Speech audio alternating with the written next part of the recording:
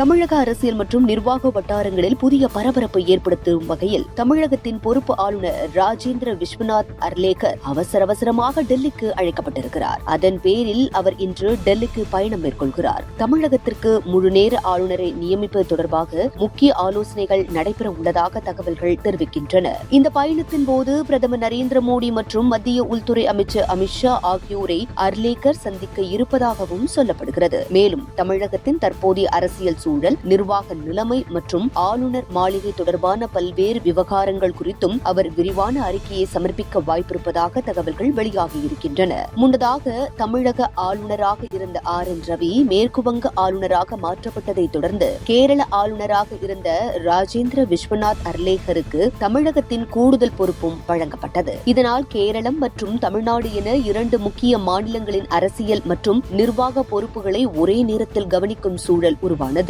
அரசியல் ரீதியாக முக்கியத்துவம் வாய்ந்த இரு மாநிலங்களின் ஆளுநர் பொறுப்பை ஒரே நபர் வகிப்பது நிர்வாக சுமையை அதிகரித்துள்ளதாகவும் கூறப்படுகிறது. இந்த நிலையில் இரண்டு மாநிலங்களின் நிர்வாக பொறுப்பையும் ஒரே நேரத்தில் கவனிப்பதில் சிரமம் இருப்பதாக அர்லேக்கர் மத்திய உள்துறை அமைச்சகத்தின் கவனத்திற்கு கொண்டு சென்றதாக தகவல்கள் தெரிவிக்கின்றன. இதனையடுத்து அவரின் எதிர்கால பொறுப்பு குறித்து மேலிடத்தில் தீவிர ஆலோசனைகள் நடைபெற்று வருவதாக கூறப்படுகிறது. டெல்லியில் நடைபெற இருக்கும் இந்த சந்திப்பில் தமிழ்நாடு அல்லது கேரளம் எந்த மாநிலத்தில் முழுநேர ஆளுநராக பணியாற்ற விரும்புகிறீர்கள் என்ற கேள்வி அர்லேக்கரிடம் முன்வைக்கப்படலாம் என்றும் அவரது கருத்தின் அடிப்படையில் அடுத்த கட்ட முடிவுகள் எடுக்கப்படலாம் என்றும் தகவல்கள் வெளியாகியிருக்கின்றன. அதே நேரத்தில் தமிழகத்திற்கு புதிய முழுநேர ஆளுநரை நியமிக்கும் வாய்ப்பும் பரிசீலனையில் இருப்பதாக சொல்லப்படுகிறது. அந்த வகையில் சில மூத்த நிர்வாகிகள் மற்றும் முன்னாள் ஆளுநர்களின் பெயர்களும் மேலிடத்தில் ஆலோசிக்கப்பட்டு வருவதாக அரசியல் வட்டாரங்களில் கிசுகிசுக்கப்படுகின்றன. தமிழக அரசியலில் பரபரப்பான சம்பவம் அரங்கேறி வரும் இந்த சூழ்நிலையில்